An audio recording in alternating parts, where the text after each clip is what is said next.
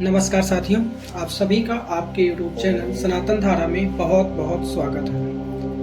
आज की वीडियो में हम जानेंगे कि ज्योतिष क्या होती है, ज्योतिष कितने प्रकार की होती है, लग्न क्या होता है और हमारे जीवन में लग्न का क्या महत्व होता है, भाव क्या होते हैं, कितने प्रकार के होते हैं और उनका महत्व, राशि, राशि स्वामी और कुंडली में राशि कैसे बनती है, तथा इसके बाद हम जब जातक जन्म लेता है तो उसका नाम किस प्रकार से रखा जाता है, उसके लिए हम चंद्र राशि और राशि अक्षरों के बारे में जानेंगे। तो स्टार्ट करते हैं। ज्योतिष क्या होती है, व्हाट इज ज्योतिष।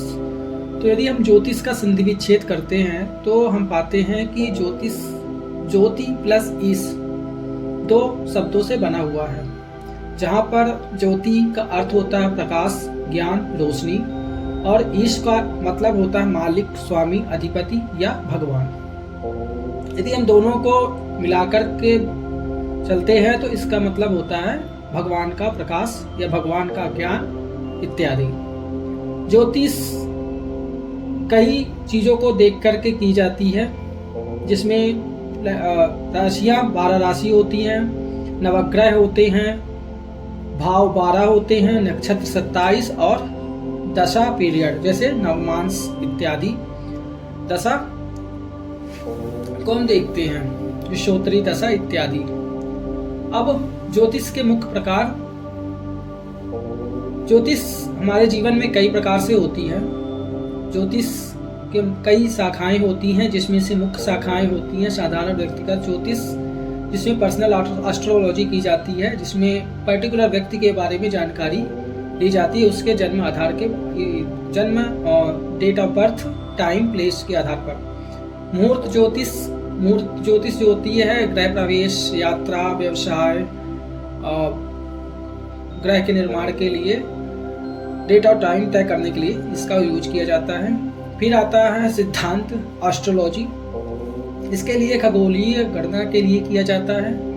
नक्षत्र ज्योतिष, इसका यूज हम व्यक्ति के मानसिक स्वभाव, चंद्रमा नक्षत्र आधारित होता है, इसके हम यूज नक्षत्र सिलेक्शन के लिए करते हैं। सिद्धांत समूह ज्योतिष, मंडेट एस्ट्रोलॉजी जिसे कहते हैं, इसका हम व्यापक स्तर पे एस्ट्रोलॉजी करने के लिए यूज करते हैं, जैसे देश काल परिस्थिति को जानने के लिए। कर्म दशा ज्योतिष, दशा सिस्टम जो होता है, इससे व्यक्ति के जीवन में समय समय पर होने वाली घटनाएं जो होती हैं उसके बारे में, दशा गोचर इत्यादि के स्थिति के बारे में देख करके हम इस तरह की ज्योतिष करते हैं। समूह मांडी ज्योतिष जो होता है, पर्सनल एस्ट्रोलॉजी, जब हमें किसी प्रकार की जानकारी नहीं होती है, जैसे डीओपी, टाइम ऑफ प्लेस और स्थान के बारे में हमें जानकारी नहीं होती, तो जिस समय हमसे जातक प्रश्न पूछता है उसी समय की हम कुंडली जनरेट करते हैं, उसे देख करके हम प्रश्न कुंडली के आधार पर उसकी जानकारी लेते हैं। अब हम कुंडली के बारे में जानते हैं। कुंडली कैसे बनती है। जब जातक का जन्म होता है तो प्लैनेटरी पोजीशन जो स्थिति में आकाश मंडल पे होते हैं, वही प्लैनेटरी पोजीशन हमारे कुंडली पे दिखाई देते हैं। तो इसका मतलब यह है कि जब कुंडली ज्योतिष में किसी व्यक्ति के जन्म के समय ग्रहों की स्थिति का नक्शा होती है, मतलब वही है कि जिस स्थिति में ग्रहों की स्थिति होती है आकाश मंडल पे, उसी स्थिति में हमारे कुंडली में दिखाई देता है, जिसमें महत्वपूर्ण पार्ट होता है हमारा लग्न।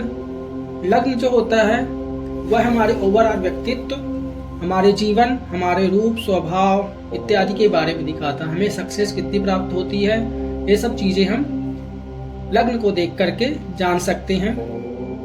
मतलब ओवरऑल जीवन के बारे में हम ओनली सिर्फ लग्न को देख करके ही जानकारी ले सकते हैं। फिर हम आते हैं कि कुंडली को हम 4 भागों में बांटा गया है। कुंडली को 4 भागों में बांटा गया है, धर्म, अर्थ, काम, मोक्ष।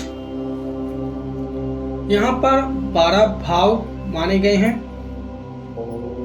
तन भाव पहला, धन भाव दूसरा, सहज तीसरा, सुख चौथा, संतान 5वां, रिपु 6वां, भार्या 7वां, आयु 8वां, भाग्य 9वां, कर्म 10वां, लाभ 11वां और व्यय भाव 12वें भाव को माना गया है।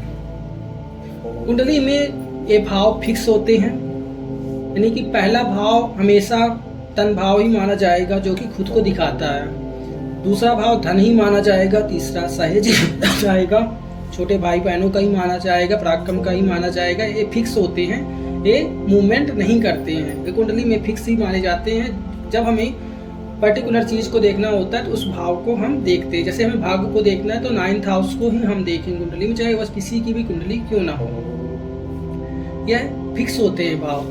जबकि राशियाँ, कुंडली में राशि मूवमेंट करती रहती हैं।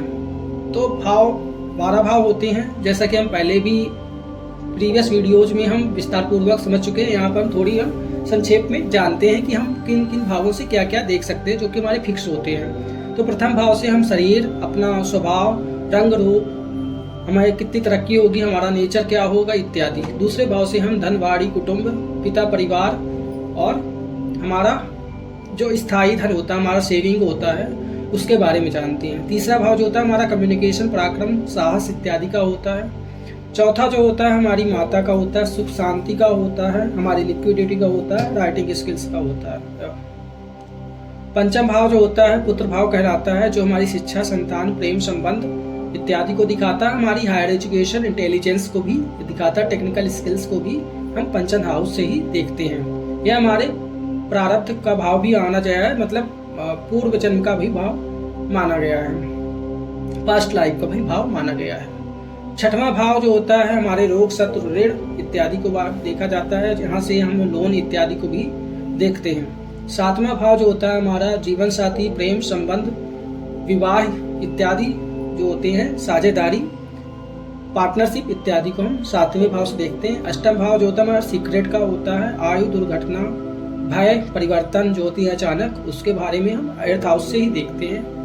नवम हाउस जो होता है हमारा भाग्य का होता है, यहाँ से हमारा लंबी यात्राएं जो होती हैं, छोटी यात्राएं जो होती हैं हम 3rd हाउस से देखते हैं, लेकिन लंबी यात्राएं हम 9th हाउस से देखते हैं। यहाँ से हम गुरु, धर्म, भाग्य इत्यादि को देखते हैं। 10th हाउस से हम कैरियर, मतलब टाइप ऑफ कैरियर, मतलब स्वभाव हमारा क्या होगा, काम करने का तरीका क्या होगा, यश, क्रियाशीलता। नौकरी को हम 6th हाउस से ही देखते हैं तथा प्रकार और नेचर ऑफ वर्क हम 10th हाउस से देखते हैं। 11वें भाव से हम लाभ, आय, मित्र, आशाएं, इच्छा पूर्ति इत्यादि को हम 11th हाउस से देखते हैं। पुत्र वधु इत्यादि को भी 11th हाउस से देखते हैं। 12th हाउस हमारे व्यय भाव को दर्शाता है, जहाँ से हम खर्च, विदेश यात्रा, नींद, बेड कंफर्ट, त्याग इत्यादि को देखते हैं। अब हम जाते हैं राशि कैसे बनती है। तो जब जातक का जन्म होता है तो सूर्य जब उदित होता है तो वह जिस राशि में होता है उस राशि का लग्न बनता है। तो ज्योतिष में राशियों की संरचना और व्यक्ति की जन्म राशि कैसे तय होती है, दोनों जुड़ी होती हैं। आकाश में एक काल्पनिक गोल घेरा माना जाता है जिसमें राशि चक्र कहते हैं। इसे 360 का मान करके 12 भागों में बांटा गया है। 30-30 डिग्री का होता है। यह 12 भागों में बांटा गया है जिसमें 12 राशियां होती हैं। यानी जब सूर्य जब उदित होता है तो वह जिस राशि में होता है, तो जिस जन्म जातक का जन्म होता है तो वह उसकी राशि में लग्न में पाया जाता है। जैसे किसी का जन्म जब सूर्य उदित हुआ सिंह लग्न में, तो उसकी जो लग्न की राशि होगी 5 नंबर की होगी। सूर्य राशि उसका जहाँ पर सूर्य स्थित होगा, जिस राशि में होगा, उस जन्म पे, पर्टिकुलर जन्म पे, टाइम पीरियड पे जहाँ पर सूर्य स्थित होगा, उस भाव में सूर्य को देखा जाएगा। और चंद्र राशि जब प्लैनेटरी पोजीशन चंद्रमा जिस राशि में होता है जातक के जन्म के समय पर, वहां पर मून राशि पाई जाती है। यानी जब चंद्रमा जिस राशि में होगा कुंडली में, उसी राशि में हमें चंद्रमा दिखाई देगा। तो राशियां हमारी 12 होती हैं, जैसा कि हम पहले ही समझ चुके हैं। यह फिक्स होती हैं। 1 नंबर होती है मेष की, दूसरी होती है वृषभ की, तीसरी होती है मिथुन की, चौथी कर्क, 5वीं सिंह, 6वीं कन्या, 7वीं तुला, 8वीं वृश्चिक, 9वीं धनु, 10वीं मकर, 11वीं कुंभ और 12वीं मीन। ये सीक्वेंस वाइज हमें याद करना होता है क्योंकि ये फिक्स होता है। यदि एक नंबर कहीं पे लिखा है उसे मेष राशि ही मानी जाती है और कुंडली में राशियां मूवमेंट करती रहती हैं। वह जातक के जन्म के समय जब सूर्योदय होता है उस क्योंकि सूर्य 1 महीने तक एक राशि में होता है, तो 12 राशियां वो 12 महीने में घूमता है। तो जिस सूर्योदय के टाइम पर जातक की कुंडली में सूर्योदय के टाइम पे सूर्य जिस स्थिति में होगा, सूर्योदय के टाइम पर जो उनकी राशि में उदित होता होगा वह लग्न क्रिएट करेगा और वह राशि हमारे लग्न में दिखाई देगी।